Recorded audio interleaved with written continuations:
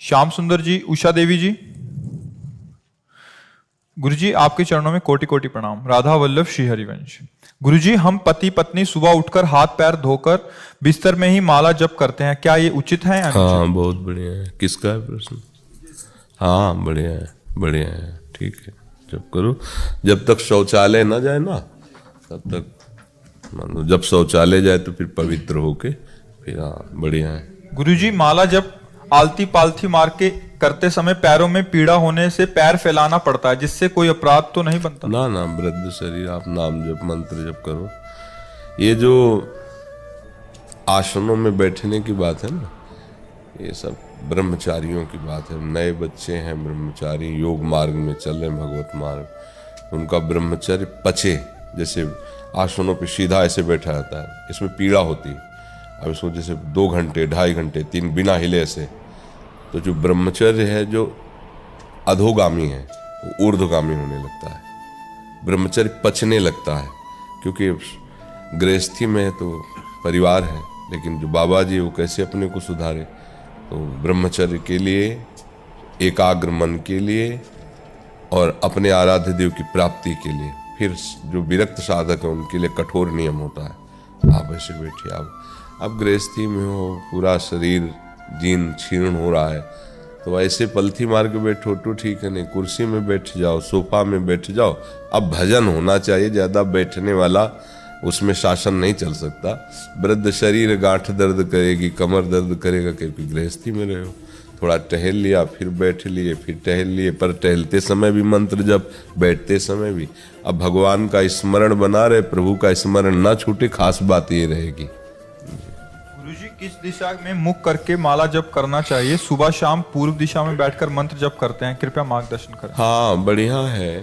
शाम टाइम उत्तर दिशा में करते हैं और प्रातः काल पूर्व दिशा में करते हैं।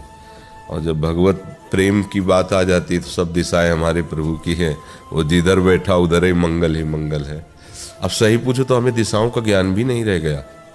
जैसे पहले तो सब था संध्या वंदन जो करना, अब हमसे अगर यहाँ पूछा जाए कि किस दिशा में दरवाजा है तो हम नहीं बता पाएंगे, क्योंकि इसका चिंतन ही नहीं होता ना। आज कौन सा दिन है मुझे पता नहीं। डायलिसिस के लिए लोग बता, हाँ कल डायलिसिस तो लगता है, हाँ अमुक दिन डायलिसिस होता है। एकादशी का पता चलता है परिक्रमा की भीड़ से, क्योंकि ये सब चिंतन ही नहीं रह गया ना कि अब कौन सी दिशा, सब दिशाएं हमारी प्रिया प्रीतम की, सब भूमि मंगलमयी। बस जिस समय नाम जब चल रहा है सब मंगलमय हो रहा है। पर हाँ, प्रारंभ में ये आवश्यक है कि जैसे प्रातःकालीन बेला पर पूर्व दिशा में जिधर से सूर्योदय हो रहा है उधर के लिए, और भगवत प्राप्ति के लिए फिर संध्या काल में उत्तर दिशा की तरफ मुख करके भजन करना चाहिए। सविता भारद्वाज जी।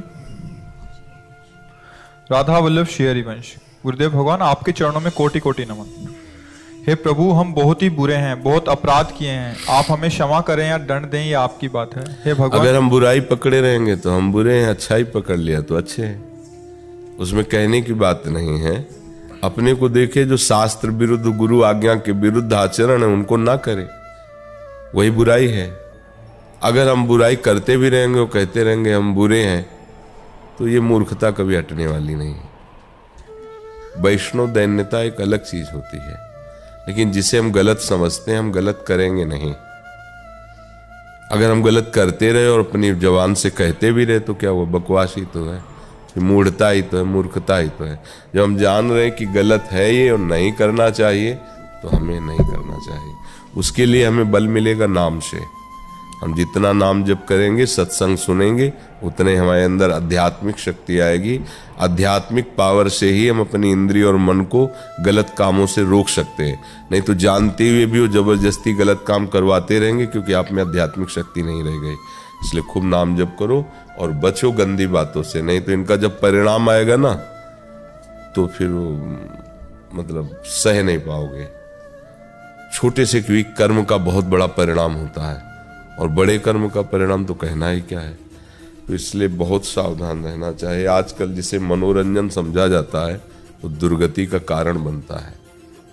जो बच्चा बच्ची और सब आजकल ये समझ रहे हैं ना कि खिलवाड़ है, बस केवल मन जैसा कहे वैसा हमें करना है, तो इतनी बात समझ लो कि ये तुम्हारी दुर्गति का कारण है। ये भगवान ने गृहस्थी धर्म की, विरक्ति धर्म की, परिवार की व्यवस्था शास्त्रों में की है। आप ऐसे चलो, जब तक ब्याह ना हो तब तक ब्रह्मचर्य रहो, संयम से रहो। जिस पति पत्नी से ब्याह हो जीवन भर उसको निर्वाह करो और उसी में सीमा में रहो। ब्याह किस लिए किया जाता है? सीमा में। ये पशु स्वच्छंद विचरण करते हैं, मनुष्य थोड़ी। मनुष्य के लिए तो एक सीमा है। ब्याह इसीलिए किया जाता है कि आप अपनी पत्नी से, पति अपने पति से ही सांसारिक संबंध रखें, अन्य किसी से नहीं। और उसको समझा नहीं जाएगा तो पतिवंचक परपति रति करई, रो रो नरक कल्प शत परई। ऐसे ही शुभगति व्यभिचारी, जो पुरुष व्यभिचार करता है उसे कभी शुभगति प्राप्त नहीं हो सकती, दुर्गति को प्राप्त होता है।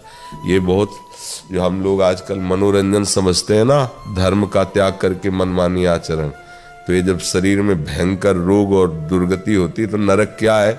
जीते जी देख लो, ऐसा नरक है। इतनी अशांति, घोर जलन।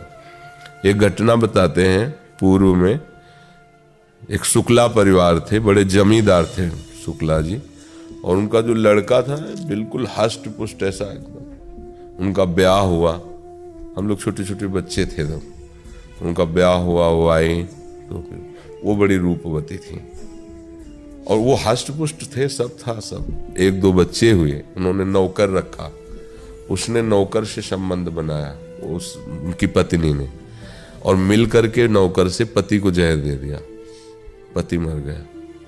अब उसके पिता जो जमींदार थे, उनको जब पता चला ऐसा ऐसा, तो पूरी संपत्ति अपनी, एक जो बहुत ही शासन करने वाले जमींदार टाइप थे ठाकुर, उनके नाम कर दी, क्योंकि एक ही पुत्र था। वो तुम्हें दाना नहीं देंगे, हमारे पुत्र को तुमने मार दिया। अब वो सब उधर लिख दी। उन्होंने उनके पिता को भगवान की तरह अपने यहाँ रख लिया ठाकुर ने। अब जब जांच हुई तो वो नौकर और उनकी पत्नी जो जिसने जहर दी, आजीवन के लिए उनको सजा हुई, सब बर्बाद हो गया ना। ये तो है बाहरी परिणाम। जो इसका मूल परिणाम आएगा वो आगे के जन्म में भोगना पड़ेगा, नरक आदि भोगने के बाद। ये खिलवाड़ नहीं है, बहुत सावधान रहना चाहिए। ये फिसलते फिसलते ऐसी जगह चला, अब बताओ जीवन भर जेल भोगेगी। वहां पत्नी बनकर जमींदार की आनंद ले रही थी, उसको चैन नहीं पड़ा, मनमानी आचरण किए तो कहां पहुंच गए। छोटे छोटे दो बच्चे गलियों में रोटी मांगते घूमते थे। उस जो जमींदार था वो, क्योंकि सारी प्रॉपर्टी उसने ठाकुर को दे दी जलन में कि तूने हमारे बच्चों को मारा, हम 1 रुपया, अब पिता के पास अधिकार है, दे दिया। अच्छा, वो दोषी ठहराई गई, दोषी निकली तो दोनों को, उस नौकर को भी, उनको आजीवन का कारावास हो। बच्चे दोनों अनाथ बच्चे, गलियों में हम भूख लगी रोटी, अब कोई उनको पुचकारने वाला नहीं। ये कितना बर्बाद हो गया ना। ऐसे आज आप लोग मनमानी आचरण करेंगे तो कल आपका जो घेर करके आएगा कर्मों से, अवश्य में भोक्तव्यम, भगवान कह रहे हैं अवश्य में भोक्तव्यम कृतम कर्म शुभाशुभम, वो तुम भोग नहीं पाओगे।